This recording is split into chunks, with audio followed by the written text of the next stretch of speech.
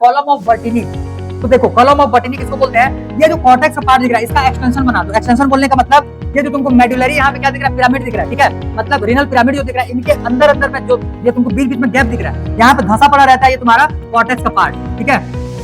दो यूरेटर्स निकल करके आ गए, ये दोनों यूरेटर्स जो रहते हैं तुम्हारा कनेक्ट होंगे एक पाउच लाइक स्ट्रक्चर में, जिसको हम लोग बोलते हैं यूरिनरी ब्लैडर। और ये जो यूरिनरी ब्लैडर है इसका ओपनिंग होगा तुम्हारे एक ट्यूब लाइक स्ट्रक्चर में, जिसको हम लोग बोलते हैं यूरेथ्रा, ठीक है। यूरेथ्रा यूरेथ्रा जो रहता है तुम्हारा साइज मेल और फीमेल में, ह्यूमन के केस में डिफरेंट होने वाला होता है, मेल में, ठीक है भाई। चलो तो बायो के पिछले क्लास को कंटिन्यू किया जाए।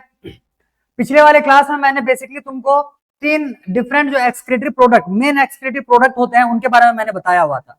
आज हम लोग वहां से आगे बढ़ेंगे और हम लोग देखेंगे कि तुम्हारे डिफरेंट टाइप्स के एक्सक्रीटरी ऑर्गन्स और कौन कौन से हो सकते हैं, या फिर डिफरेंट टाइप्स के तुम्हारे एक्सक्रीटरी स्ट्रक्चर्स कौन कौन से हो सकते हैं, जिनके बारे में तुम्हारे बुक में दिया हुआ है।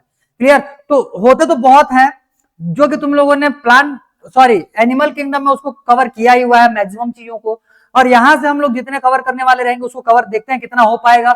ज्यादा एक्स्ट्रा नहीं, तुम्हारे बुक में जितना दिया हुआ उतना ही, एक आध दो एक्स्ट्रा देखेंगे, कुछ याद आ जाए तो उसको करवाएंगे, अदरवाइज फिर जो एनिमल किंगडम वाले चैप्टर है वहां पे तुमको इसका बहुत ज्यादा मतलब कि ज्यादा डिटेल वहां पे तुमको देखने के लिए मिलने वाला है।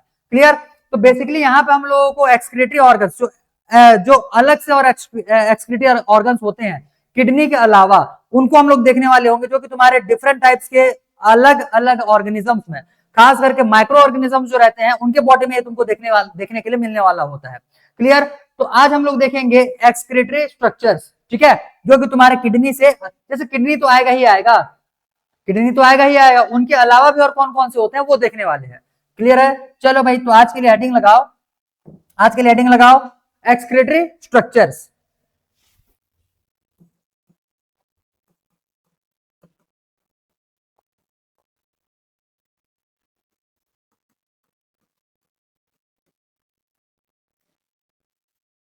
क्लियर? एक्सक्रीटरी, एक काम करते हैं, इसको हम लोग ऐसे ना लिख करके टेबल बना लेते हैं, क्या फ्लो डायग्राम में बनाएंगे तो एक ही जगह पे सारा कुछ आ जाएगा। अगर ऐसे इसको फैल, एक सेकंड ना,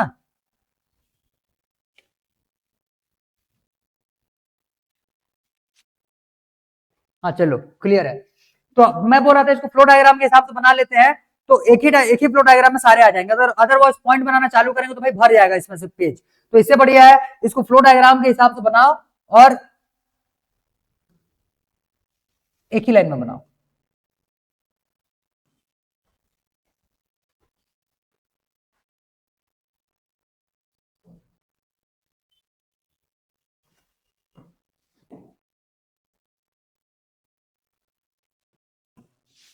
ठीक है, तो अब इसमें से हम लोग देखेंगे कि तुम्हारे कौन कौन से और डिफरेंट टाइप्स के एक्सक्रीटरी स्ट्रक्चर्स होते हैं। क्लियर? क्लियर? तो इसमें सबसे पहले नंबर एक हो जाएगा प्रोटोनेफ्रिडिया, पहले नाम ही लिख लेते हैं। क्लियर? एक हो जाएगा प्रोटोनेफ्रिडिया,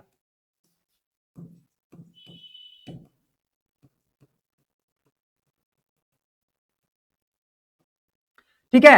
एक आ जाएगा इसमें से नेफ्रिडिया,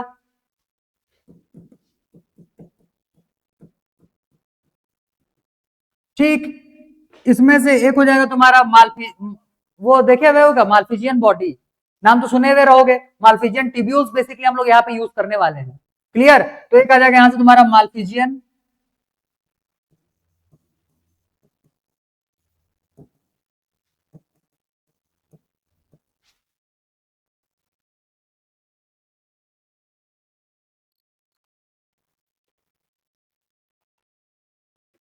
अच्छा ठीक है चलो स्टेबल है, तो मालफिजियन टिब्यूल्स।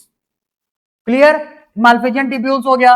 एक तुम्हारा इसमें से आ जाएगा एंटिनल ग्लैंड, या इसी को हम लोग बोलते हैं ग्रीन ग्लैंड्स,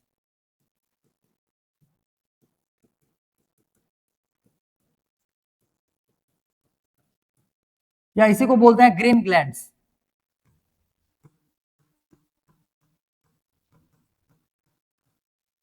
ठीक। और भी बहुत सारे एनसीईआरटी में भी तुम्हारा इतना ही नाम दिया हुआ है। इसके बाद तो हम लोग किडनी को तो देखने ही वाले होंगे, वो तो हम लोग को डिटेल डील करना है। एक आध दो, जैसे एक आध दो इसमें और लिखो, तो एक लिख लो इसमें से कॉक्सल ग्लैंड, कॉक्सल ग्लैंड्स, ठीक। और बहुत सारे ऐसे ऑर्गेनिजम्स भी तुमको देखने के लिए मिलेंगे जिनके पास में तुम्हारा एक्सक्रीटरी ऑर्गन्स होने ही वाले नहीं रहेंगे, ठीक है। क्लियर? तो बहुत सारे ऑर्गेनिजम्स में एक्सक्रीटरी ऑर्गन भी नहीं होते हैं, आ रहा बात समझ में इतना? जैसे इकाइनोडर्मेटा जो रहेगा उनमें तुमको एक्सक्रीटरी ऑर्गन एब्सेंट रहता है, ये तो तुमको एनिमल किंगडम वाले चैप्टर में ही बताया गया होगा। तो इकाइनोडर्मेटा हो गया, और भी तुम्हारे इकाइनोडर्मेटा के तुम्हारे जितने भी ऑर्गेनिजम्स आ रहे होंगे उनके पास एक्सक्रीटरी ऑर्गन्स होते ही नहीं है। क्लियर? इनके पास में तुमको एक्सक्रीटरी ऑर्गन्स दिखेंगे, बट वो अदर देन किडनी होने वाला, मतलब किडनी के अलावा दूसरा कुछ होने वाला होगा। मतलब कि ये तुम्हारे ऑर्गेनिजम्स नहीं है, ये तुम्हारे ऑर्गन्स हैं, ये तुम्हारे स्ट्रक्चर्स है।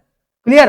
ये तुम्हारे स्ट्रक्चर्स है, जिसमें कि तुम्हारा प्रोटोनेफ्रिडिया स्ट्रक्चर हो जाएगा, नेफ्रिडिया स्ट्रक्चर हो जाएगा, तुम्हारा ये माल्फिजियन टिब्यूल्स ये भी तुम्हारा ऑर्गन मतलब कि स्ट्रक्चर ही है, जो कि यहाँ पे तुम्हारे एक्सक्रीटरी ऑर्गन के जैसा बिहेव करने वाला है, या एक्सक्रीटरी ऑर्गन के जैसा काम करने वाला होगा। हो सकता है कि उसके अलावा भी तुम्हारा ये और भी बहुत सारे काम करता हो। जैसे अगर हम लोग बोलेंगे प्रोटोनेफ्रिडिया की बात करते हैं, तो प्रोटोनेफ्रिडिया जो रहेगा इसमें तुम्हारा ये एक्सक्रीटरी ऑर्गन के साथ साथ में ये ऑस्मोल रेगुलेशन को मेंटेन करने का भी काम करता है। जैसे नेफ्रिडिया अगर ले लेंगे, तो नेफ्रिडिया जो रहता है तुम्हारे एक्सक्रीटरी ऑर्गन के साथ में, मतलब एक्सक्रीशन परफॉर्म करने के साथ साथ ये बॉडी फ्लूइड का तुम्हारा फ्लूइड बैलेंस करने, फ्लूइड और आयनिक बैलेंस में ये तुम्हारा यूज, मतलब उसका मेंटेनेंस करता है, maintenance of fluid and ionic balance, उसका ये मेंटेनेंस करने वाला होगा। तो इस हिसाब से ये एक्सक्रीशन के अलावा भी तुम्हारे और भी अलग अलग टाइप के फंक्शन परफॉर्म करने वाले होते हैं। ठीक है? क्लियर? क्लियर? तो बस अब इसके बारे में हम लोग एक एक करके एग्जांपल लिखना चालू करेंगे। एक्चुअली में तुम्हारे बुक में इनके एग्जांपल्स कौन कौन से दिए हुए हैं, तो पहले थोड़ा सा बेसिक इसका डिटेल भी लिखते हुए चलो। जैसे प्रोटोनेफ्रिडिया तुम्हारा क्या करता है, एक तो इसका फंक्शन लिख लो, एक्सक्रीशन प्लस ये तुम्हारा ऑस्मो रेगुलेशन करने वाला होगा।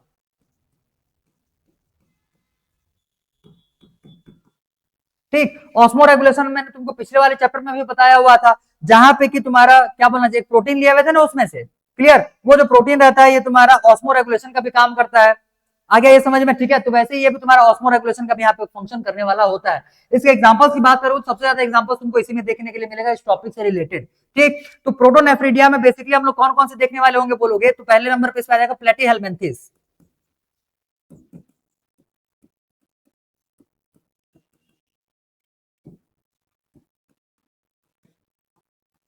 प्लेटीहेल्मिन्थेस। ठीक है, तो प्लेटीहेल्मिन्थेस में इसमें तुम्हारा एक एग्जांपल भी दिया हुआ है फ्लैट वॉर्म का, जो कि तुम्हारा होगा प्लेनेरिया। क्लियर? प्लेनेरिया, तो इसके एग्जांपल में क्या आ जाएगा, एग्जांपल में प्लेटीहेल्मिन्थेस का फ्लैट वॉर्म का। ठीक है, ध्यान देना, फ्लैट वॉर्म है ये। ठीक, फ्लैट वॉर्म। अर्थ वॉर्म लोगे तो वो तुम्हारा नेफ्रिडिया में आ जाता है, तो इसीलिए थोड़ा सा रिलेट करने का भी कोशिश करना। ठीक, एक आ जाएगा फ्लैट वॉर्म, इसका एग्जांपल लिया हुआ है प्लेनेरिया।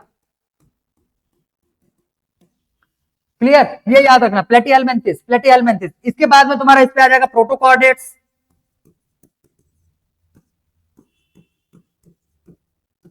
प्रोटोकॉर्डेट्स फाइलम के सब फाइलम तुमको याद है क्या? प्रोटोकॉर्डेट्स में सब फाइलम में तुम्हारे कौन कौन से और टाइप्स आते हैं, ये पता है क्या? तो बेस क्या पता, जिसको पता है तो लिख के बताओ तो थोड़ा सा देखें, लेकिन तुमको टाइम देंगे तुम रात खा दोगे, इससे बढ़िया चलो। प्रोटोकॉर्डेट जो रहते हैं बेसिकली इसके दो सब फाइलम आते हैं, दोनों को तो लिखूंगा नहीं मैं, यहाँ पे बस बोल रहा हूँ, सुन लो। एक हो जाएगा तुम्हारा यहाँ पे सिफेलोकॉर्डेट। ठीक है, तो सिफेलोकॉर्डेट तो उसका एग्जांपल तुम्हारे बुक में भी दिया हुआ है। क्लियर? तो एक हो जाएगा तुम्हारा यहाँ से सिफेलोकॉर्डेट, एक हो जाएगा तुम्हारा वहां से यूरोकॉर्डेट। दोनों कॉर्डेट्स देखे हुए थे वहां पे, वो प्रोटोकॉर्डेट्स फाइलम के सब फाइलम में वो दोनों आएंगे, और उसमें से जो पहले नंबर पे मैंने तुमको बताया सिफेलोकॉर्डेट। ठीक है, तो इसका एग्जांपल में तुम्हारा क्या दिया हुआ, सिफेलोकॉर्डेट।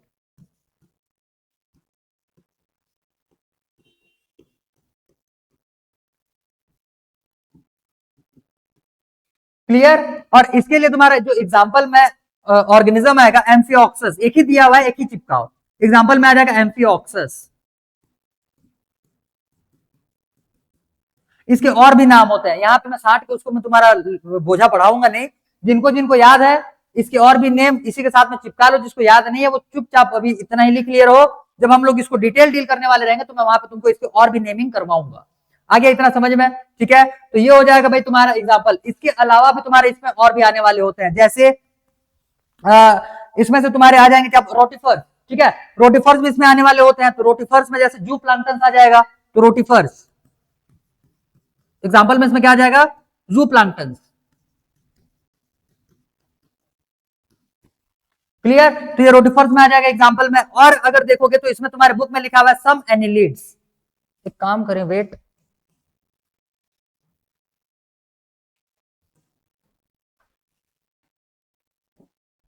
और सम एनिलिड्स।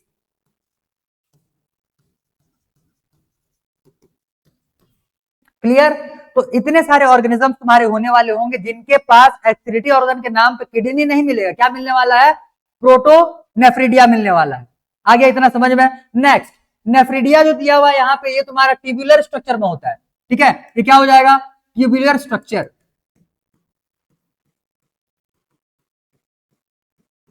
ट्यूबुलर स्ट्रक्चर में होने वाला होगा। ये तुम्हारे फंक्शन में और क्या क्या परफॉर्म करने वाला होता है बोलने से? फंक्शन इसका, फंक्शन में क्या परफॉर्म करने वाला होगा बोलोगे तो इसमें से ये तो एक्सक्रीशन भी करने वाला होता है, साथ ही साथ में फ्लूइड का और आयनिक का बैलेंस करेगा ये तुम्हारे बॉडी में, मतलब ऑर्गेनिज्म के बॉडी में, जो भी ऑर्गेनिज्म यहाँ पे आने वाला होगा। ठीक है, तो यहाँ पे क्या आ जाएगा? ये एक्सक्रीशन प्लस ये तुम्हारा क्या कर रहा है साथ ही साथ में? Maintenance of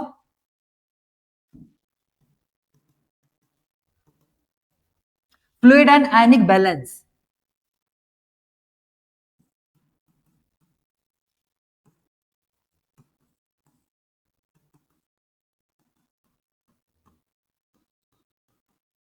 fluid and ionic balance. Clear.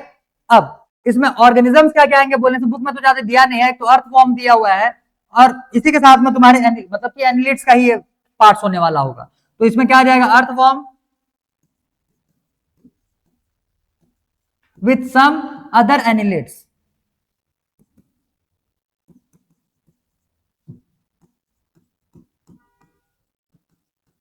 Few annelids. अब दोनों ही टाइप के तुम्हारे जो स्ट्रक्चर्स दिख रहे हैं, इसमें कॉमन कौन कौन से ऑर्गेनिज्म आ रहे हैं बोलने से? एनिलिड्स। एनिलिडा तुम्हारे इसमें भी आएंगे, एनिलिडा तुम्हारे इसमें भी आने वाले होंगे। हालांकि वो जो ऑर्गेनिजम्स है वो तुम्हारे डिफरेंट होंगे, बाकी अगर तुम ग्रुप्स की बात करो तो एनिलिड्स में तुम्हारे ये भी आएंगे और एनिलिड्स में ये भी आने, मतलब कि दोनों में ही प्रोटो, किसमें? प्रोटोनेफ्रिडिया और नेफ्रिडिया, दोनों में ही तुम्हारे कॉमन क्या है? एनिलिड्स। दोनों में कॉमन क्या है? एनिल। रटो मेरे साथ साथ रटो, क्योंकि ये नाम तुमने एक बार पढ़ करके आया हुआ है। अब तुम्हारी बदकिस्मती है कि वो तुम्हारे भेजे में नहीं है, अगर जिसके जिसके भेजे में नहीं है। ठीक, और इतना भी अगर याद नहीं है तो भाई तुम्हारा तैयारी बहुत ही वीक चल रहा है, क्योंकि ये नाम बहुत इंपॉर्टेंट है। मैंने इसी वजह से तुम्हारे पिछले वाले को भी आखिरी में करवाने के लिए बोला था, क्योंकि इसमें तुम्हारे नाम जो रहते हैं वो तुम्हारे एनिमल किंगडम से रिलेटेड होने वाले होते हैं। ठीक, तो इसमें तुम्हारा क्या क्या आ गया? एक काम करें, तुमको एक ही जगह पे दिख रहा होगा, थोड़ा सा छोटा बना दू, वेट।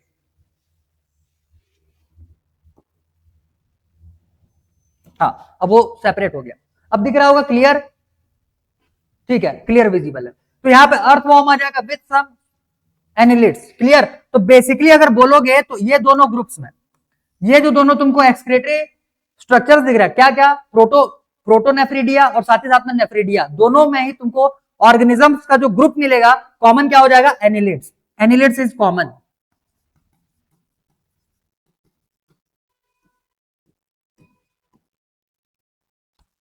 क्लियर। एनिलिड्स कॉमन इसीलिए बता रहे हैं क्योंकि इन दोनों में तुमको अभी ऑर्थ्रोपोड जो रहेंगे वो यहाँ पे कॉमन दिखने वाले रहेंगे। ठीक है, ऑर्थ्रोपोड जो रहने वाले हैं ये तुमको इसमें कॉमन दिखेंगे।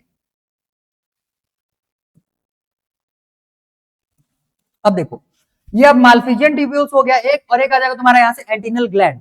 क्लियर। एंटिनल ग्लैंड, एंटिनल ग्लैंड को ग्रीन ग्लैंड बोला जाता है, एंटिनल ग्लैंड को ग्रीन ग्लैंड भी बोला जाता है। तो नाम इसमें से एक के साथ साथ जो तुम्हारे अलग टाइप के भी नाम बताए जा रहे हैं उसको भी एज इट इज याद करते हुए चलो। अब ध्यान देना, मैंने क्या बोला कि ये दोनों भी तुम्हारे ऑर्थ्रो, मतलब ऑर्थ्रोपोड्स ग्रुप को ये बिलोंग करने वाले रहेंगे, तो यहाँ पे ये दोनों के लिए लिख लेना ऑर्थ्रो, नीचे में ना, ये दोनों के लिए कॉमन क्या हो जाएगा? ऑर्थ्रोपोड्स, आर्थ्रोपोड्स, ये हो जाएगा आर्थ्रोपोड्स। क्लियर। अब आर्थ्रोपोड्स में जो तुम्हारे इंसेक्ट्स होते हैं वो उनके पास में होगा माल्फिजियन ट्यूब्यूल्स। ठीक है, तो आर्थ्रो में इंसेक्ट्स जो रहेंगे, इंसेक्ट, इंसेक्ट्स के पास तुमको क्या दिखेगा? माल्फिजियन ट्यूब्यूल्स दिखेगा। और इसके तुम्हारे कॉकरोच का तो स्ट्रक्चर भी देखे हुए रहोगे, तो कॉकरोच जो रहेगा वो तुम्हारे इसके एग्जांपल में आ जाएगा। एग्जांपल में क्या आ जाएगा? कॉकरोच। इसके एग्जांपल में क्या आ जाएगा? कॉकरोच। तो ये क्लियर हुआ, मतलब आर्थ्रो में जो इंसेक्ट्स होने वाले रहते हैं उनका, सॉरी, उनमें से तुम्हारा इसके एग्जांपल में आ जाएगा कॉकरोच। कॉकरोच तो एग्जांपल बहुत इंपॉर्टेंट है, डायरेक्ट क्वेश्चन एग्जांपल से आता है, तो इसीलिए एग्जांपल को तो अच्छे से पूरा रट डालो, रट डालो मेरे साथ साथ में, इसको रट डालो, दूसरा और ऑप्शन है ही नहीं। आ रहा है ये समझ में? क्लियर। अब ध्यान देना, इसमें तो आ गया ये कॉकरोच। अब आर्थ्रो में ही जो तुम्हारे क्रस्टेशियन ग्रुप को बिलोंग करने वाले होंगे, क्रस्टेशियन का मतलब समझ में आता है क्या, जिसमें क्या क्या आते हैं, थोड़ा सा याद करके देखो, मेरा नाम लिखते तक यहाँ पे, इसमें से आर्थ्रो के कौन से वाले ग्रुप बिलोंग करने वाले रहेंगे, क्रस्टेशियन ग्रुप, क्रस्टेशियन ग्रुप। तो क्रस्टेशियन ग्रुप में तुम्हारे कौन कौन से ऑर्गेनिजम्स आते हैं, प्रॉन आता है, क्रैब आता है, मतलब केकड़ा हो गया, झींगा हो गया, ये सारे के सारे तुम्हारे किसमें आएंगे, क्रस्टेशियन ग्रुप में आने वाले। तो एक क्रस्टेशियंस में तुम्हारे क्या क्या आ जाएंगे, यहाँ से प्रॉन और क्रैब एटसेट्रा। बुक में सिर्फ प्रॉन दिया हुआ है, क्रैब भी चिपका लो साथ में, ठीक है, क्लियर। तो तुम्हारे बुक में बस ये चार अलग से और स्ट्रक्चर के बारे में दिया हुआ है, कॉक्सल ग्लैंड हो गया, और भी तुम्हारे बिना स्ट्रक्चर वाले हो गए, तो ये सब के बारे में तुमने देखा हुआ था एनिमल किंगडम वाले। मेरे को भी याद आ गया कॉक्सल ग्लैंड, तो मैंने वहां पे चिपका दिया है। तो कॉक्सल ग्लैंड में जो रहता है, इसमें बेसिकली तुम्हारे कौन से ऑर्गेनिजम्स आते हैं बोलने से, कॉक्सल ग्लैंड के एग्जांपल में तुम्हारा आ जाएगा एरेक्निडाज,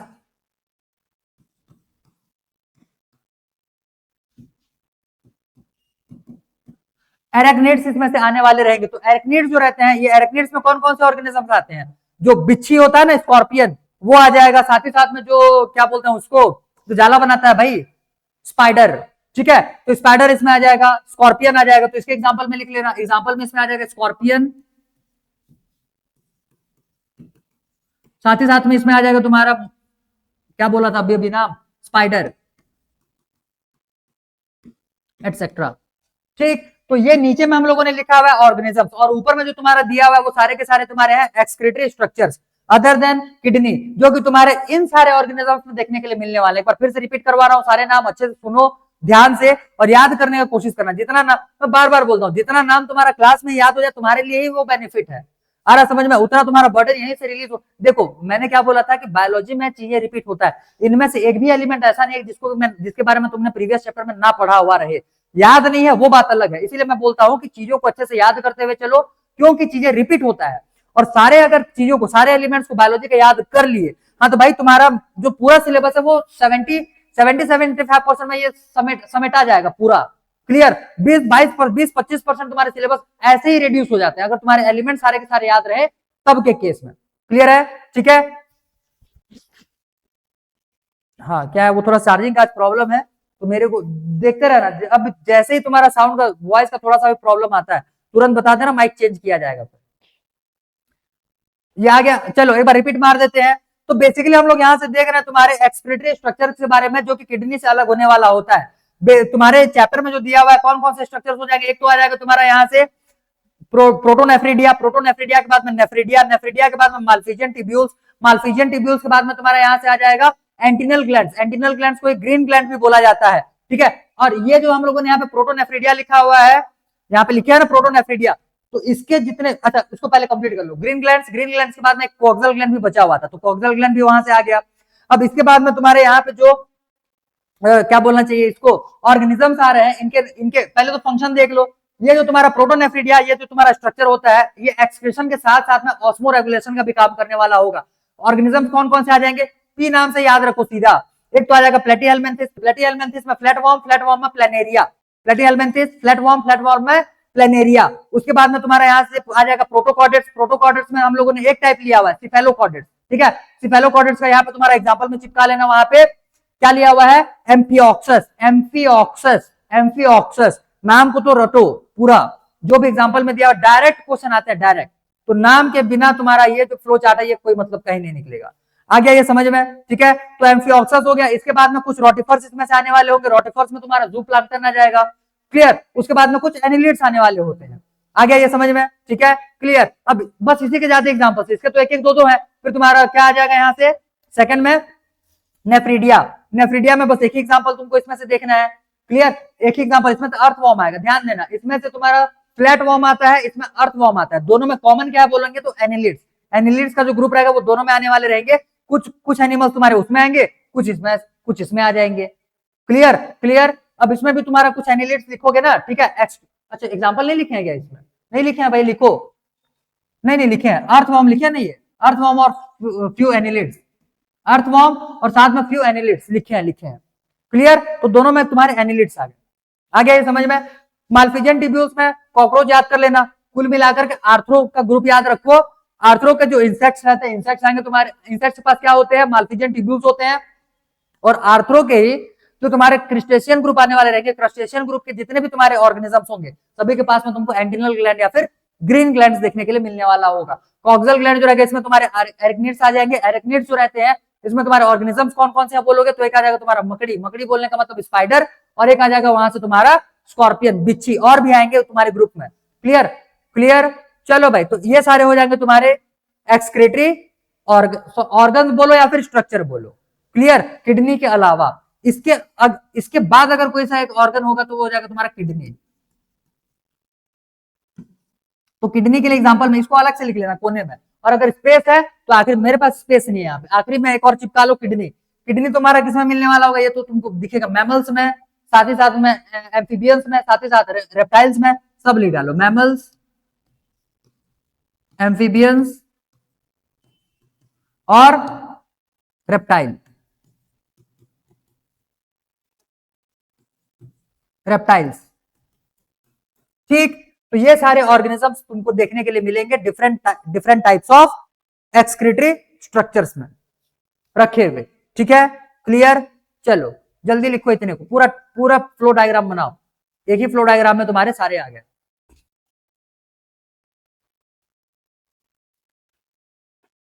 अच्छा हाँ, इसको फ्लेम सेल भी बोलते हैं ना भाई, इसको लिख लेना, प्रोटोनेफ्रिडिया जो रहता है इसको फ्लेम सेल भी बोलते हैं, फ्लेम सेल।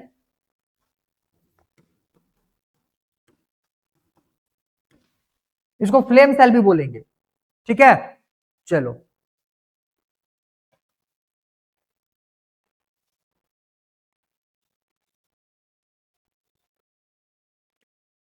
Done, good. तो अब यहां से हम, ये स्कॉर्पियन है ना, बिच्छी, तो अब हम लोग को यहां से आगे देखना है ह्यूमन एक्सक्रीटरी सिस्टम के बारे में। ठीक है, चलो भाई, तो नेक्स्ट हेडिंग लगाओ, ह्यूमन एक्सक्रीटरी सिस्टम।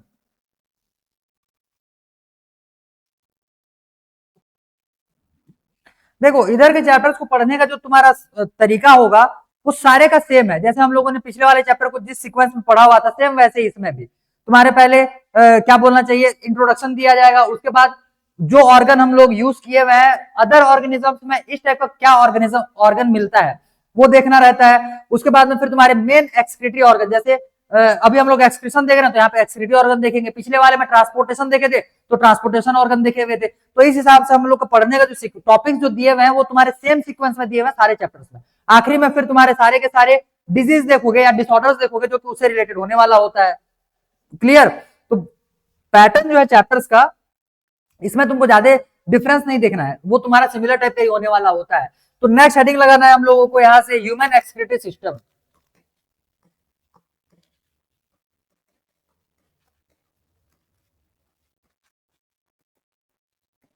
क्लियर, तो बेसिकली ह्यूमन एक्सक्रीटरी सिस्टम में कंसिस्ट क्या क्या होते हैं वो लिख लो। कंसिस्ट ऑफ क्या क्या आ जाएगा, सबसे पहले में वन पेयर ऑफ किडनी,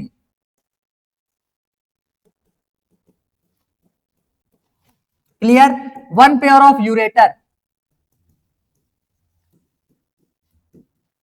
जिसको जिसको नाम याद है, स्ट्रक्चर थोड़ा मोड़ा 10th का याद हो जा रहा है, बहुत बढ़िया, नहीं तो अभी नाम लिखो फिर अभी स्ट्रक्चर एक एक कर डिटेल लिखेंगे, मतलब बनाएंगे। ये हो गया वन पेयर ऑफ यूरेटर, मतलब दो यूरेटर तुमको यहाँ पे देखने के लिए मिलने वाला होगा। वन यूरिनरी ब्लैडर,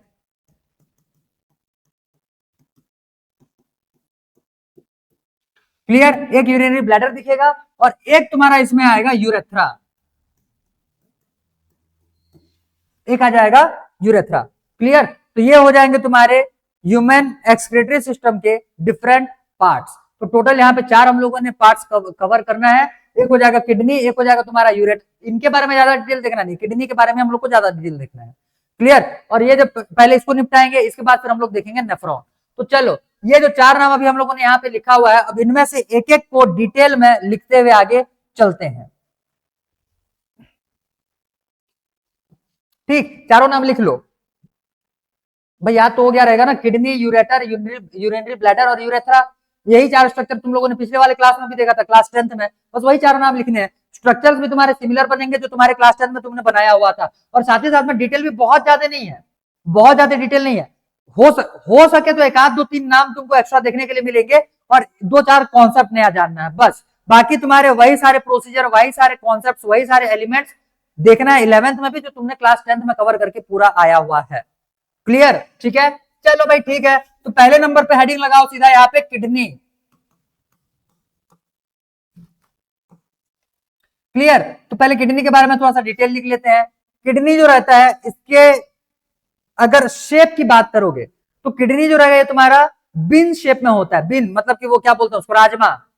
ठीक है, राजमा चावल में जो राजमा रहेगा बस उससे इसका सिमिलर सिमिलर वैसे ही डिजाइन भी इसका मतलब शेप भी इसका वैसे भी रहेगा और कलर भी इसका उसी राजमा के जैसे कलर का ही होता है, मतलब रेडिश ब्राउन। क्लियर? तो लिखो किडनी जो रहता है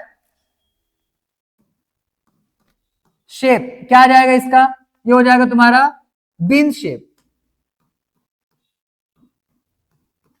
कलर में लिख लेना इसमें से रेडिश ब्राउन। ठीक है, फिर साइज, किडनी का साइज बता देते हैं यहीं पे।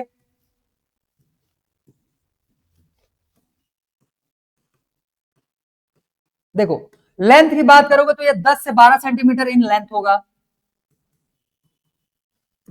ठीक, ब्रेथ की बात करोगे तो ये 5 से 7 सेंटीमीटर इसका ब्रेथ होगा, मतलब विड्थ। क्लियर? और थिकनेस मतलब मोटाई की बात करते हैं तो ये 1 से 2 सेंटीमीटर इसका थिकनेस होगा। 2 से 3 होता है, 2 to 3 सेंटीमीटर। ठीक है, क्लियर? ये हो जाएगा तुम्हारे। और वेट की बात कर लो यहां वहीं पे। वेट वेट जो रहता है तुम्हारे बुक में लिखा हुआ है 120 ग्राम से लेकर के 170 ग्राम तक का इसका वेट होता है। और अगर इन एवरेज इसको लोगे तो एवरेज तो तुम्हारा वैल्यू दिया नहीं है, बाकी एवरेज बाजू में चिपका ले रहे हो 150 ग्राम का एवरेज। एवरेज किडनी का एक किडनी का ना भाई, दोनों किडनी का नहीं, एक किडनी का। हमारे पास एक पेयर होता है किडनी का, अभी ऊपर में लिखे हुए थे। क्लियर है? तो यहां से तुम्हारे ये वैल्यूज हो जाएंगे, क्या क्या हो जाएगा यहाँ से। लेंथ हो गया 10 से लेकर के 12 और ब्रेथ हो गया यहाँ से 5 से लेकर के 7 और क्या लिखे हुए हैं यहाँ पे एक तीसरा थिकनेस। थिकनेस हो जाएगा इसका 2 से लेकर के 3 सेंटीमीटर तक का। क्लियर? 2 से लेकर के 3 सेंटीमीटर तक का इसका हो जाएगा तुम्हारा थिकनेस। लिखो लिखो, इतना डिटेल लिखो जल्दी, फिर इसके बाद इसके स्ट्रक्चर के बारे में जाएंगे हम लोग।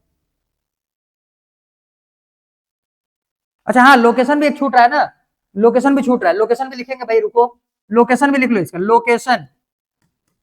अब ध्यान दो, जैसे जैसे हम लोगों ने देखा हुआ था 5th नंबर का जो तुम्हारा वर्टिब्रल कॉलम रहता है, मतलब ये क्या बोलते हैं इसको, थोरेसिक वर्टिब्रे रहता है। ठीक है, 5th थोरेसिक वर्टिब्रे के पास से तुम्हारा लंग्स जो रहेगा उसका ब्रोंकाई जो रहता है वो डिवाइड होता है। तो फिर मैंने बताया था उसी टाइम पे कि तुम्हारे वर्टिब्रल सॉरी जो थोरेसिक वर्टिब्रे रहते हैं ये नंबर में टोटल 12 होते हैं, तो हम लोगों ने 5th नंबर लिया हुआ था। तो 12 नंबर मतलब ऐसे पीछे जब नीचे उतरते हुए आओगे तो 12th नंबर के जब थोरेसिक वर्टिब्रे तक पहुंचोगे तो 12th नंबर थोरेसिक वर्टिब्रे से लेकर के थोरेसिक का ग्रुप ऐसे समझो। यहाँ पे जैसे 12 बोन आ गया तुम्हारे थोरेसिक के, 1 2 3 4 5 6 7 8 9 10 11 12, 12 बोन्स आ गए तुम्हारे थोरेसिक के। इसके नीचे में 5 बोन तुमको देखने के लिए मिलेंगे लंबर बोन। ठीक, ये हो जाएगा थोरेसिक बोन। ऐसे करते हुए पूरे टोटल 33 बोन्स हम लोग को देखना है, सब ग्रुप ग्रुप में होते हैं, अलग अलग से ग्रुप का नाम याद करना है। इसके ऊपर में तुमको यहाँ पे मिलेगा अलग से ग्रुप, फिर मिलेगा थोरेसिक ग्रुप, उसके नीचे मिलेगा लंबर ग्रुप, इसके नीचे में और आएंगे, तो अलग अलग ग्रुप्स में होते हैं। तो ये थोरेसिक का 12 नंबर, इसको हम लोग रिप्रेजेंट करते हैं T12 से, और लंबर का तुम्हारा आ जाएगा यहाँ से 3rd नंबर, तो इसको रिप्रेजेंट करेंगे L3 से। तो T12 बोन से लेकर के L3 बोन के बीच में तुम्हारा किडनी रहने वाला होता है। ठीक है, तो लोकेशन क्या हो जाएगा, 12th थोरेसिक वर्टिब्रे, ऐसे लिखो between 12th thoracic vertebrae and 3rd lumbar. इसको हम लोग बोलेंगे T12 और इसको हम लोग बोलते हैं L3। तो ये हो जाएगा T12 और L3 के बीच में ये रहने वाला होता है। और कहां पे प्रेजेंट होगा बोलने से, ये जो बैक साइड होता है, बैक साइड। ठीक है, बैक साइड मतलब इसको हम लोग डोर्सल वॉल बोलने वाले होंगे। तो ये क्या हो जाएगा, एब्डोमिनल कैविटी के डोर्सल वॉल में पीछे, मतलब कि उसके पास में होने वाला होता है। तो ये क्या हो जाएगा, नियर डोर्सल वॉल।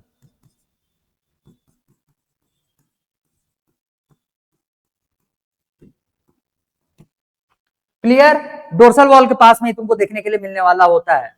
आ गया ये समझ में? ठीक है, तो पहले इतना डिटेल लिखो, फिर हम लोग किडनी के स्ट्रक्चर देखेंगे। पहले आउटर स्ट्रक्चर देखेंगे, फिर इंटरनल स्ट्रक्चर देखेंगे और डिटेल करेंगे उसका। पहले लिखो इतने को किडनी के लिए, जल्दी जल्दी इतना डिटेल कंप्लीट करो भाई। किडनी को लेकर के एक वर्ड दिमाग में चिपका लेना। इसके लिए हम लोग जो टर्म्स यूज करने वाले रहते हैं, या जो लेबलिंग करेंगे हम लोग डायग्राम्स में, ठीक है, वहां पे एक वर्ड तुमको जनरली देखने के लिए मिलेगा, रीनल। तो रीनल वर्ड जो रहता है किडनी से अटैच होता है, मतलब किडनी के लिए इसको हम लोग यूज करते हैं। तो जहां जहां पे हम लोग वर्ड्स लिखते हुए चलेंगे, सब में रीनल रीनल चिपकाते हुए चलना। ठीक है, क्लियर? जैसे आर्टरी आएगा तो रीनल आर्टरी, वेन आएगा तो रीनल वेन, क्लियर? मेड्यूला आएगा तो रीनल मेड्यूला, कॉर्टेक्स आएगा तो रीनल कॉर्टेक्स। जो भी तुम्हारे पार्ट्स आएंगे, जो ऑर्गन के पार्ट्स आने वाले होंगे, उन सभी में रीनल वर्ड चिपकाया जाता है। और रीनल जो रहता है ये तुमको किडनी के बारे में बताया, किडनी के लिए हम लोग रीनल वर्ड का यूज करते हैं।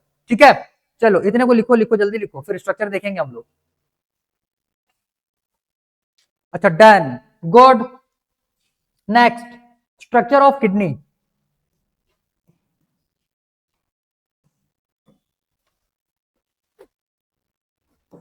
पहले तो देख लो। अच्छा एक चीज तो लिखा ना वहां पे, मैं भूल गया, एक लाइन और चिपका लो भाई। किडनी का जो आउटर कवरिंग रहता है, इसको हम लोग रीनल कैप्सूल बोलते हैं। ये तो लिख ही लो यहाँ पे, ठीक है, आउटर कवरिंग,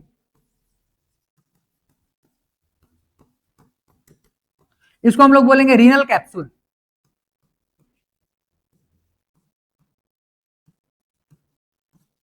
ठीक, renal capsule pouch like structure बनने वाला होगा, उसी के अंदर में तुम्हारा किडनी रहने वाला होता है। तो जो पाउच रहता है इसी को हम लोग क्या बोलते हैं, रीनल कैप्सूल बोलेंगे, रीनल कैप्सूल। ठीक है, तो रीनल कैप्सूल है कि यहीं पे चिपका लो। और बाकी जो इसका टर्म्स या बाकी पार्ट जो रहेंगे, हम लोग डायग्राम के साथ में लेबलिंग करते हुए चलेंगे।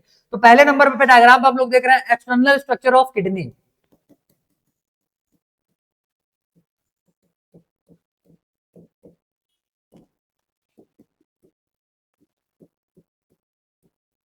ठीक, एक्सटर्नल स्ट्रक्चर ऑफ किडनी।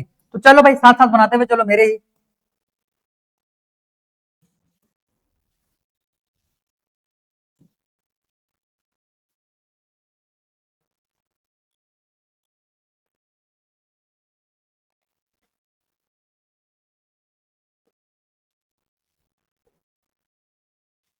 इस टाइप का बिन शेप में तुमको बनाना है। एक किडनी ये राइट साइड का हो गया, ये हो जाएगा लेफ्ट साइड का किडनी। राइट साइड का किडनी जो रहता है ये तुम्हारा थोड़ा सा नीचे बनेगा, नीचे। अब अंदाजा तुमको लग चुका रहेगा कि ये जो किडनी है राइट साइड का, ये नीचे क्यों आ रहा है। ठीक है, अब अंदाजा लग चुका रहेगा। जाहिर सी बात है, यहाँ पे हम लोग का लीवर है। लीवर जो रहता है ये तुम्हारे हार्ट को, या लंग्स जो रहता है, लंग्स लंग्स को एलिवेट कर देता है। राइट साइड के लंग्स को एलिवेट कर उठा देता है ऊपर। और वहीं तुम्हारा जो यहाँ पे किडनी रहता है, इसको डिप्रेस कर देता है। डिप्रेस करने का मतलब इसको नीचे नीचे की तरफ दबाने वाला होगा। क्लियर? तो ये राइट साइड का किडनी इसी वजह से स्लाइटली नीचे होता है, और लेफ्ट किडनी जो रहेगा तुम्हारा थोड़ा सा ऊपर रहने वाला होता है। ठीक है, तो ये हो जाएगा तुम्हारा राइट किडनी।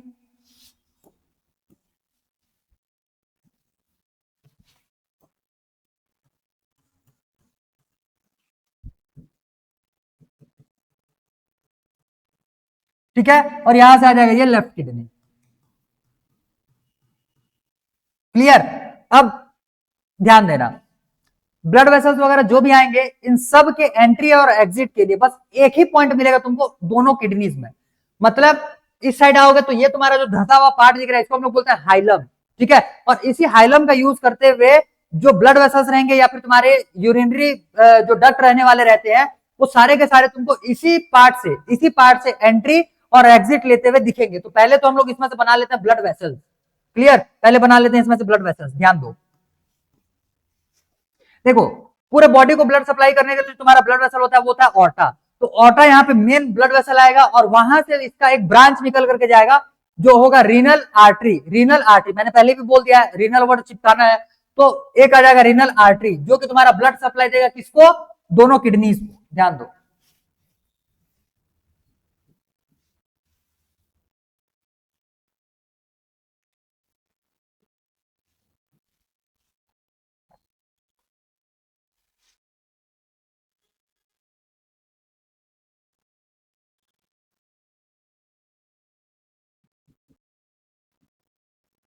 ये तो इसमें से जो मेन ब्रांच आया हुआ है, इसको हम लोग बोल रहे हैं ऑर्टा। क्लियर? अच्छा ज्यादा फैल गया, वेट करो, क्योंकि यहां से हम लोग और भी तो लेबलिंग करना है भाई। ये हो जाएगा ऑर्टा। ठीक है। और यहां से जो तुम्हारा ब्रांच निकल करके आ रहा है ऑर्टा का, जो किडनी में जाने वाला, इसको हम लोग बोलते हैं रीनल आर्टरी, इसको बोला जाएगा रीनल आर्टरी। क्लियर। वैसे ही ब्लड लेकर के जाने वाला जो वेसल होगा, ये तुम्हारा मेन वेसल जो रहेगा तुम्हारा हो जाएगा वेन्स। ठीक है, ये ऑर्टा आया हुआ वो वीना के वहां होने वाला होगा मेन, तो वहां से जो ब्रांच निकल करके आता है वो तुम्हारा क्या हो जाएगा, रीनल वेन। ठीक है, तो यहाँ पे एक रीनल वेन बनाएंगे अब।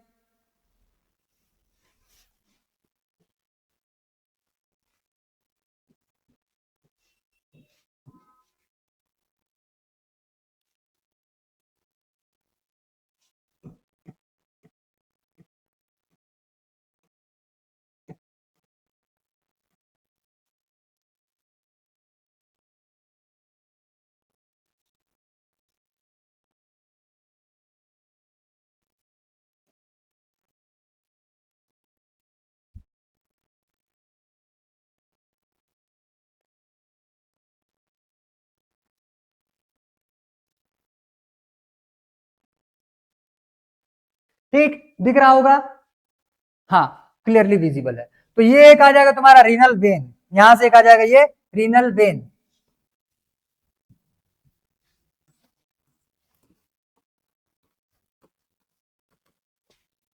क्लियर, जो कि तुम्हारे किडनी से ब्लड को बाहर निकालने के लिए होने वाला है। इसके बाद अगर इसके स्ट्रक्चर की बात करेंगे तो यहां पे तुम्हारे दो यूरेटर्स निकल करके आने वाले हैं, दो यूरेटर्स। ठीक है,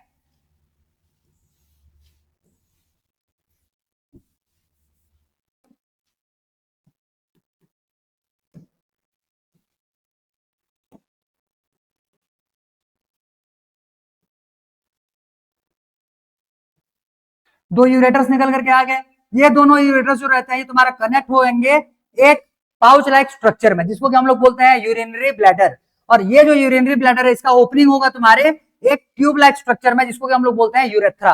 ठीक है, यूरेथ्रा। यूरेथ्रा जो रहता है तुम्हारा साइज मेल और फीमेल में, ह्यूमन के केस में डिफरेंट होने वाला होता है। मेल में इसका यूरेथ्रा का साइज थोड़ा सा तुमको लेंथ ज्यादा देखने के लिए मिलेगा, और यूरेथ्रा का लेंथ फीमेल के केस में कम देखने के लिए मिलता है। हालांकि इसके बारे में अभी आगे में डिटेल में लिखेंगे, पहले इतने कोई कंप्लीट करो फटाफट। एक यहां से क्या आ जाएगा, ये हो जाएगा यूरेटर। क्लियर, ये हो जाएगा यूरिनरी ब्लैडर।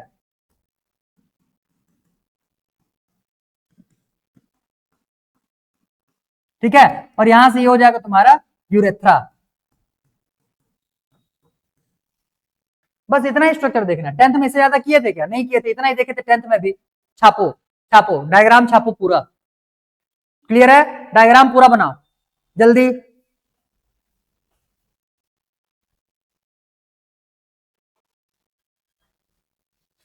जल्दी करो, फिर इंटरनल स्ट्रक्चर भी बाजू में बना दें क्या, बना लेते हैं, यहीं पे आ जाएगा, क्योंकि बहुत ज्यादा तो है नहीं। हाँ लेकिन लेबलिंग करना है भाई, नाम लिखना पड़ता है, फिर हौच पौच हो जाता है। इसको बनाओ, नेक्स्ट पेज में बनाएंगे उसको, इसको बनाओ यहीं पे। क्या है, इसमें कम लेबलिंग है, इंटरनल स्ट्रक्चर में थोड़ा सा ज्यादा लेबलिंग देखने के लिए मिलने वाला है, तो उसका लेबलिंग भी थोड़ा सा फैला के लिखेंगे तो तुमको समझ में आएगा। एक तो वैसे भी बोर्ड छोटे होने की वजह से तुमको आधे चीजें मेरे को बहुत ज्यादा एडजस्ट करना पड़ता है यहाँ पे तुमको दिखाने के लिए।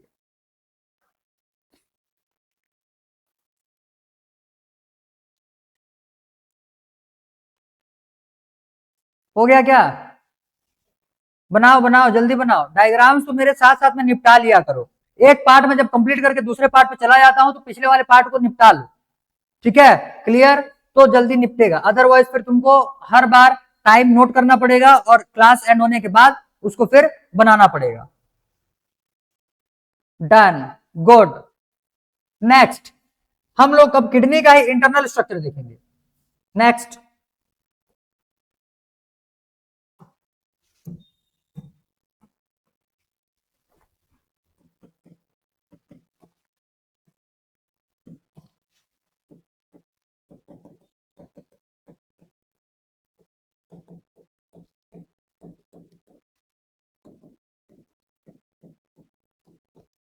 इंटरनल स्ट्रक्चर ऑफ किडनी देखो। तो मैंने पहले तुमको बोला है कि इसका जो आउटर आउटर कवरिंग एरिया रहे, कवरिंग जो रहने वाला होता है आउटर कवरिंग, उसको हम लोग क्या बोल रहे हैं यहाँ से, रीनल कैप्सूल। तो पहले रीनल कैप्सूल निपटाओ। तो देखो सबसे पहले में हम लोग थोड़ा सा बड़ा बनाना भाई इसको, क्योंकि एक ही किडनी ले रहा है, दोनों किडनी तो यूज करेंगे नहीं, एक किडनी का जैसा रहने वाला होगा दूसरा का भी वैसे ही होने वाला होता है। तो एक किडनी का लो और इसको सॉल्व मतलब डायग्राम बनाएंगे। हाँ चल जाएगा।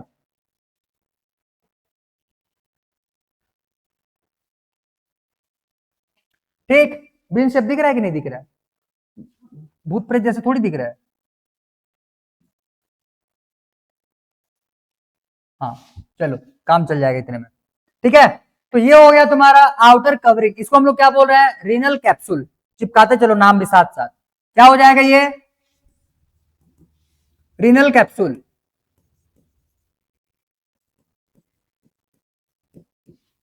ठीक है, ये हो गया यहां से रीनल कैप्सूल। रीनल कैप्सूल के इनसाइड में जो किडनी प्रेजेंट होता है बेसिकली तुम्हारे दो पार्ट्स में डिवाइडेड रहता है। क्या क्या बोलोगे? तो एक पार्ट हो जाएगा तुम्हारा मेड्यूला का, और मतलब रीनल मेड्यूला का, और एक पार्ट होता है यहां से तुम्हारा रीनल कॉर्टेक्स का। तो आउटर पार्ट जो रहने वाला होगा मतलब जस्ट रीनल कैप्सूल के इनसाइड में जो पहला लेयर तुमको देखने के लिए मिलेगा, इसको हम लोग बोलते हैं रीनल कॉर्टेक्स। तो पहले लिखो रीनल कॉर्टेक्स। यहां पे थोड़ा सा स्ट्रक्चर बना लेने दो।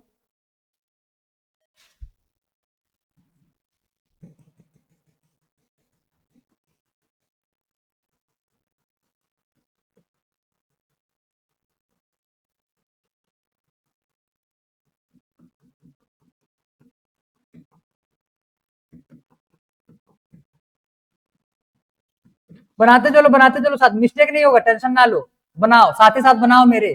तो एक तो प्रैक्टिस भी होते हुए चलेगा और साथ ही साथ में हाँ पेंसिल से बनाना भाई, मैं नहीं होगा मिस्टेक बोल तो रहा हूँ, पता चला मिटाना पड़ गया फिर फालतू में मेरे को गरियाओगे, उससे बढ़िया है पेंसिल से बनाना, पेंसिल से। ठीक है, ताकि अगर एक आध मिस्टेक हो जाए तो मिटा पाओ।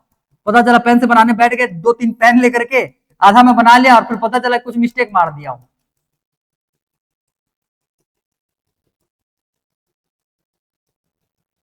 ठीक है, चलो इतना ही डॉट डॉट खेलें, और कितना खेलेंगे डॉट डॉट। क्लियर है? क्लियर। इस वाले पार्ट को हम लोग बोलते हैं यहां से रीनल कैप्सूल, सॉरी ये जो आया हुआ है इसको बोलेंगे रीनल कॉर्टेक्स।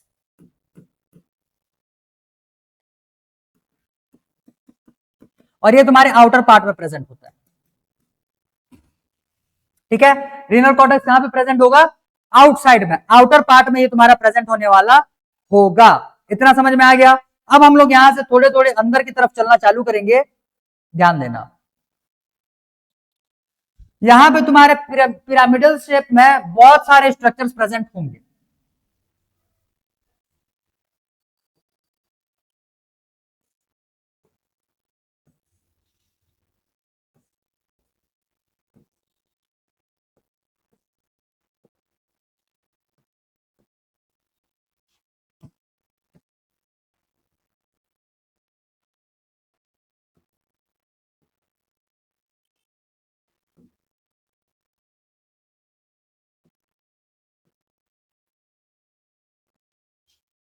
ठीक ऐसे पिरामिड शेप में तुमको बहुत सारे स्ट्रक्चर्स देखने के लिए मिलने वाले रहते हैं। इसको हम लोग बोलते हैं रीनल पिरामिड्स। ठीक है, इसका लेबलिंग करते हुए चलो साथ ही साथ।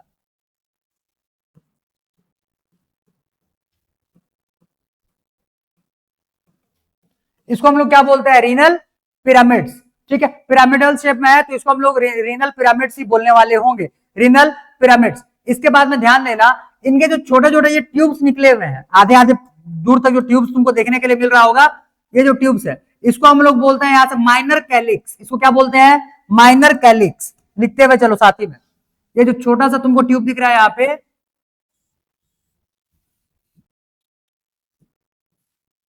इसको बोलते हैं माइनर कैलिक्स।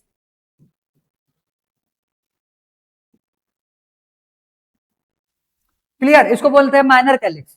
अब माइनर कैलिक्स जो रहते हैं ये तुम्हारा आगे चल करके फ्यूज होते हैं दूसरे वाले पिरामिड के साथ में। ठीक है, दूसरे वाले पिरामिड के माइनर कैलिक्स के साथ में, तब के केस में उसको हम लोग बोलते हैं मेजर कैलिक्स। अब यहां पर जैसे इन दोनों को हम लोग मिलाते हैं,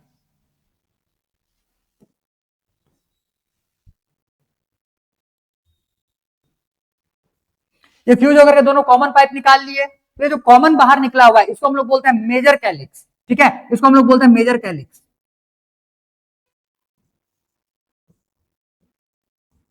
यहां से ये दोनों फ्यूज हो गए, वैसे ही फ्यूज करवा करके निकालना है बाहर। ये इतना समझ में आ चुका रहेगा? दिख रहा है कि नहीं दिख रहा है? हाँ क्लियरली विजिबल है। चलो तो यहां से ये जो तुम्हारे फ्यूज होकर के बाहर और बड़े ट्यूब बन करके आए हुए हैं, इसको हम लोग बोलते हैं मेजर कैलिक्स।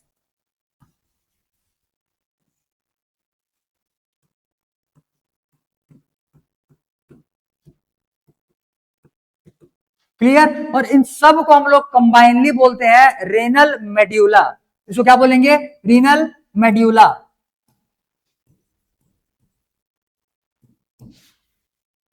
आया इतना समझ में? ठीक है, ये तीनों को मिलाकर हम लोग क्या बोल रहे हैं यहाँ पे? Renal medulla. Clear clear. चलो चलो जल्दी इतने को बनाते चलो, साथ ही साथ में लेबलिंग करते हुए चलना है।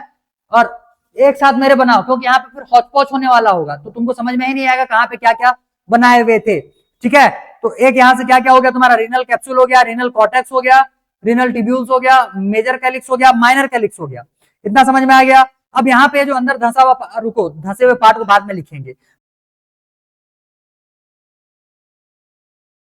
अच्छा इतने को बनाओ तो जल्दी, इतने को बनाओ, फिर इसको मैं थोड़ा सा एक्सटेंड करके अंदर लेकर के जाऊंगा। ठीक है, बनाओ बनाओ, ड्रॉ करो इतने को फटाफट। दो तीन नाम और लिखेंगे, दो तीन नेम्स और आएंगे यहाँ पे, जल्दी करो जल्दी।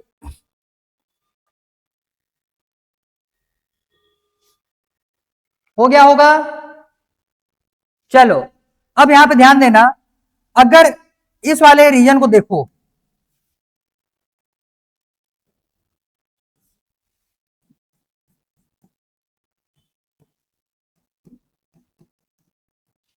ठीक, तो ये पार्ट जहां पर कि तुम्हारे सारे के सारे मेजर कैलिक्स आकर के मिल रहे हैं, क्लियर, तो एक फनल शेप में बनता है, ऐसे इस टाइप से फनल शेप बनाने वाला होगा। ठीक है, इस टाइप से फनल शेप में यहाँ पे तुमको दिखेगा। तो जो फनल शेप तुमको यहाँ पे स्ट्रक्चर दिख रहा है, इसको हम लोग बोलते हैं रीनल पेल्विस।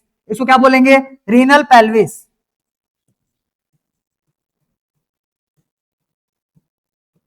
इसको बोलता है रीनल पेल्विस। ये क्या हो जाएगा? Funnel shape.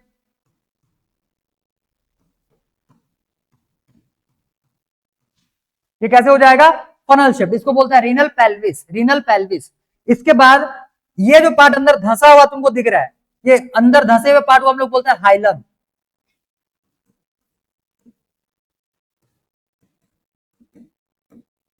इसको बोलेंगे हम लोग हाइलम। क्लियर। और यहां से तुम्हारा बाहर निकल करके आएगा यूरेटर। क्लियर, बाहर निकल करके आएगा यहां से यूरेटर।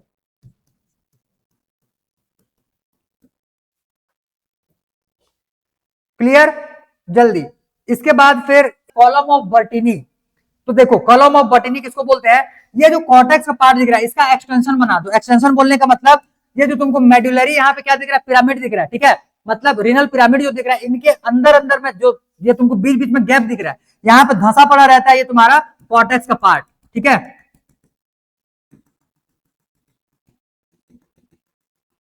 ये अंदर की तरफ ये एक्सटेंडेड रहने वाला होगा। ठीक, तो एक्सटेंशन ऑफ क्या आ जाएगा? ये renal cortex. Extension of renal cortex, इसको बोलते हैं हम लोग column of Bertini. Column of Bertini.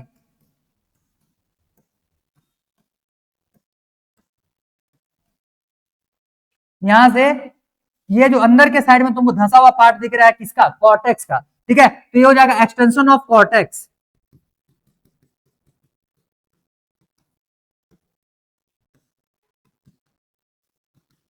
ठीक, एक्सटेंशन ऑफ कॉर्टेक्स, इसको हम लोग क्या बोल रहे हैं? लिखे ना? हाँ लिखे हैं, एक्सटेंशन ऑफ कॉर्टेक्स। इसको क्या बोल रहे हैं हम लोग? इसको बोलते हैं हम लोग column of Bertini, renal column of Bertini लिखो।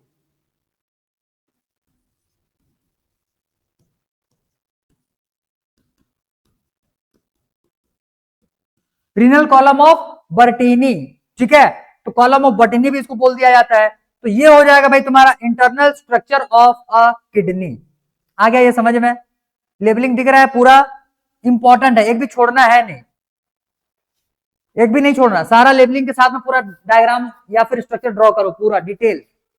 ठीक है, बस इसके बारे में इतना ही लिखना है। पार्ट के बारे में हम लोग को डिटेल जानना ही नहीं है जाते। अब रीनल कैप्सूल जो दिया हुआ उसके बारे में डिटेल तुम्हारे बुक में दिया ही नहीं है। इसके फंक्शन क्या क्या होने वाले रहेंगे, कौन से काम आने, ये सब हम लोग को देखना ही नहीं है। आगे समझ में? मेन टॉपिक हमारा जो इस चैप्टर का होने वाला होगा वो यहां से, वो तुम्हारा होगा नेफ्रॉन। ठीक है, नेफ्रॉन। बेसिकली नेफ्रॉन कहां पे प्रेजेंट होता है उसके लिए हम लोग को देखना रहता है। क्लियर, तो ये तुमको मेडुलरी तुम्हारा क्या दिख रहा है यहाँ पे? सॉरी मेडुलरी जो तुमको यहाँ पे पिरामिड दिख रहा है, इन्हीं के इनसाइड में प्रेजेंट होते हैं मिलियंस ऑफ नेफ्रॉन्स। ठीक है, मिलियंस ऑफ नेफ्रॉन्स। हो गया क्या ये diagram? Done, good. Next, next heading लगाओ। हेडिंग क्या लगाओगे? पहले हम लोगों ने किडनी का स्ट्रक्चर देख लिया, अब किडनी के बाद तुम्हारा क्या आने वाला होगा? यूरेटर। तो अब एक एक करके नीचे में लिखते हुए चलो। यूरेटर, सेकंड नंबर पे आ जाएगा यूरेटर। ह्यूमन के पास में वन पेयर होता है यूरेटर का, और इसका मेन फंक्शन जो है बस उसी को तुमको जानना है। ये काम क्या करने वाला होता है? ये जो किडनी होगा वहां से यूरिनरी ब्लैडर तक ब्लड को कैरी करके जाने वाला होगा। तो यहां पे लिखो carry blood from urine, urine, carry urine from kidney to bladder.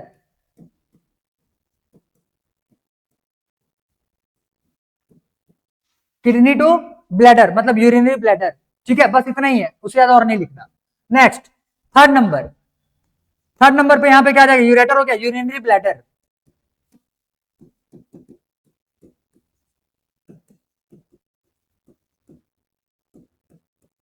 ठीक, ये तुम्हारा एक पाउच लाइक स्ट्रक्चर होने वाला होगा। अब ध्यान दो, मैं थोड़ा सा इसका स्ट्रक्चर भी तुमको बता दूं। वेट,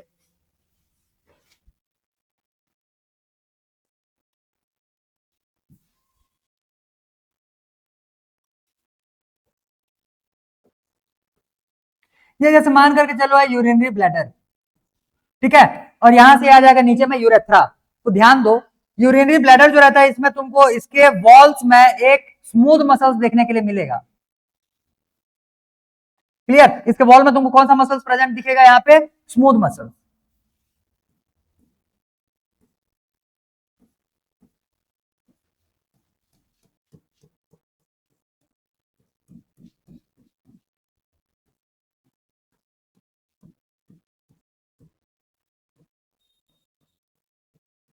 ये क्लियर?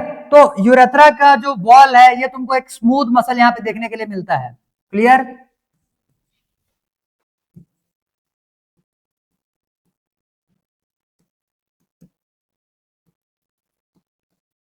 और स्मूथ मसल्स कैसे होते हैं? स्मूथ स्मूथ मसल्स कैसे होते हैं? इनवॉलंटरी होते हैं।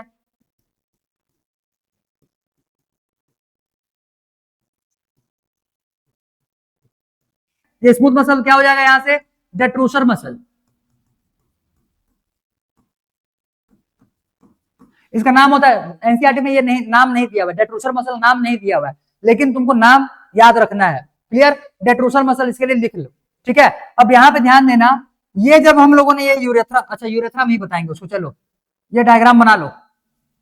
डायग्राम बना लो, इसको क्या बोल रहे हैं हम लोग? डेट्रूसर मसल बोल रहे हैं। बोलने का मतलब किडनी, सॉरी, यूरिनरी ब्लैडर के जो वॉल्स रहेंगे तुम्हारे स्मूथ मसल्स के बने हुए रहते हैं, और इसी को हम लोग बोल रहे हैं detrusor muscle. Detrusor muscle, detrusor muscle, रटो, नाम को रट लो। ये तुम्हारे एनसीईआरटी में नाम नहीं दिया हुआ है, डेट्रूसर मसल। ठीक है, तो डेट्रूसर मसल तुम्हारा कैसा मसल होता है? स्मूथ मसल होता है। और स्मूथ मसल जितने होते हैं भाई, हमारे बॉडी के जितने भी इन ऑर्गन, सॉरी, इनवॉलंटरी ऑर्गन जितने बने हुए हैं वो सारे के सारे किससे बने हुए हैं? स्मूथ मसल्स के बने हुए हैं। स्मूथ मसल जिसमें प्रेजेंट होता है वही तुम्हारा क्या होगा? इनवॉलंटरी स्ट्रक्चर बनाने वाला होगा। मतलब कि उसको, उसके लिए हमारे किसी भी टाइप के व्हील का रिक्वायरमेंट नहीं होने वाला, तो वो बिना व्हील के ही तुम्हारा काम करने वाला होता है। क्लियर? तो जैसे ही तुम्हारा यूरिन यहाँ पे फिल होना चालू होगा, अभी मिक्यूरेशन में इसके बारे में डिटेल देख, पहले तो नाम देख लो, सब चीजों को यहाँ पे कितना बताएंगे, मिक्यूरेशन में इसके बारे में डिटेल देखेंगे पूरा। ठीक है, मिक्यूरेशन का मतलब होता है यूरिन पास करने का पूरा प्रोसेस, उसको बोलेंगे मिक्यूरेशन। क्लियर? क्लियर? चलो, तो यूरिनरी ब्लैडर बेसिकली क्या होगा? Walls of urinary bladder made up of smooth muscles.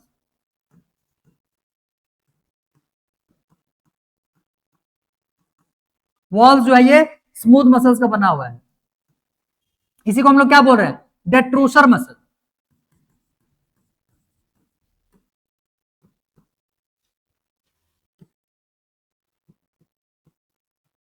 ठीक, इसी का नाम होता है डेट्रूसर मसल। ठीक है, चलो चल जाएगा काम आज। ठीक है, क्लियर? तो ये हो गया भाई डेट्रूसर मसल, कहां पे प्रेजेंट होगा? यूरिनरी ब्लैडर के वॉल्स में प्रेजेंट होगा। ठीक है, ठीक है, बस इसके बारे में इतना ही लिखना है। नेक्स्ट अब हम लोग यहां पे देखेंगे fourth number. Fourth number, urinary bladder, urethra. ठीक, यूरेथ्रा। तो यूरेथ्रा बेसिकली क्या होता है? ये क्या बोलना चाहिए, यूरिन को बॉडी से बाहर निकालने के लिए तुम्हारा आखिरी स्ट्रक्चर होने वाला रहेगा एक्सक्रीटरी सिस्टम का। क्लियर? तो एक्सक्रीटरी सिस्टम का ये तुम्हारा आखिरी वो स्ट्रक्चर है जो कि यूरिन को बॉडी से बाहर निकालने में यूज होने वाला होगा। तो बेसिकली अगर यूरेथ्रा की बात करें तो मैंने तुमको पहले भी बताया था, मेल के केस में और फीमेल के केस में इसका जो लेंथ रहता है ये तुम्हारा अलग अलग होता है। तो जैसे यूरेथ्रा लेंथ अगर बात करोगे, लेंथ मेल में ये 20 से लेकर के 25 सेंटीमीटर तक होगा, ठीक। और फीमेल की बात करोगे तो इसमें 2 से लेकर के 4 सेंटीमीटर तक होने वाला होगा। क्लियर है? ठीक है, क्लियर। तो मेल में ये तुमको कितना दिख रहा है, 20 से लेकर के 25 सेंटीमीटर तक, और फीमेल्स में इसका जो लेंथ रहता है ये 2 to 4 सेंटीमीटर के आसपास में रहने वाला होता है। आ गया ये समझ में? अब ध्यान देना, मेल के केस की अगर बात करोगे तो मेल के केस में तुम्हारा यूरेथ्रा जो है, यूरेथ्रा तुम्हारा यूरिनोजेनिटल का काम करने वाला होगा, मतलब कि यूरिन भी पास करवाएगा ये, और साथ ही साथ में जो गैमेट्स होते हैं, गैमेट्स भी पास करवाने के लिए इसी यूरेथ्रा का यूज किया जाता है, इसी यूरेथ्रा का यूज किया जाता है। समझ में आ गया? तो यूरेथ्रा मेल के केस में तुम्हारा यूरोजेनिटल होने वाला होता है, तो इसमें लिख लो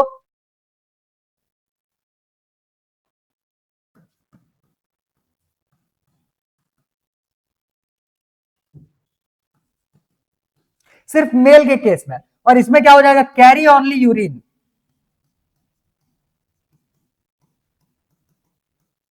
क्लियर? और इसमें क्या हो जाएगा, कैरी यूरिन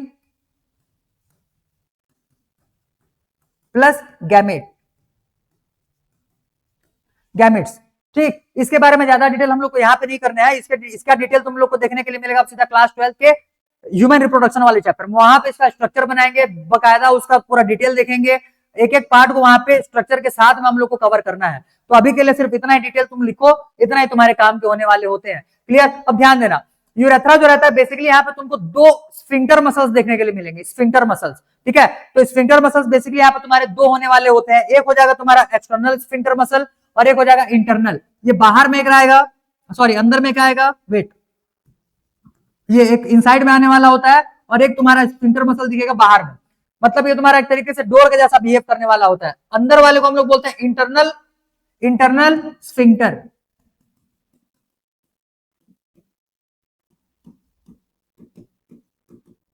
क्लियर? और ये हो जाएगा तुम्हारा एक्सटर्नल स्फिंक्टर।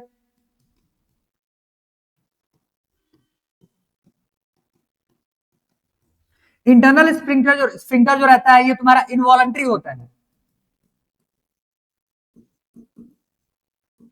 क्लियर? और एक्सटर्नल स्फिंक्टर जो रहता है तुम्हारा वॉलंटरी होता है। ठीक है, क्लियर? तो इसका एक कॉन्सेप्ट समझो, छोटे बच्चे जो रहते हैं उनके में, छोटे बच्चों में एक्सटर्नल स्फिंक्टर जल्दी से डेवलप नहीं कर पाता, मतलब वो टाइम लेता है भाई, एज के साथ में वो धीरे धीरे करके डेवलप करना चालू करेगा। तो छोटे बच्चों में, जब छोटे बच्चे जब छोटे रहते हैं, न्यू बॉर्न बेबी में तुमको स्फिंक्टर मसल्स आउटर वाला ना दिख करके इनर वाला ही सिर्फ दिखने के लिए मिलता है, और ये तो इनवॉलंटरी है। इसी वजह से छोटे बच्चे जो रहते हैं वो कहीं पे भी निपट जाते हैं। समझ में आ गया? कहीं पे भी वो अपना जो पानी का टंकी होगा वो खाली कर लेंगे। क्लियर है? बिना किसी को बताए। तो ये इसी वजह से होता है क्योंकि उनके बॉडी में सिर्फ इंटरनल स्फिंक्टर मसल ही प्रेजेंट होता है, और ये तुम्हारा कैसा होगा, इनवॉलंटरी होता है। तो भाई उनको ये नहीं पता है कि उनका यूरिन जो है वो कितने टाइम पे पास हो जा रहा है।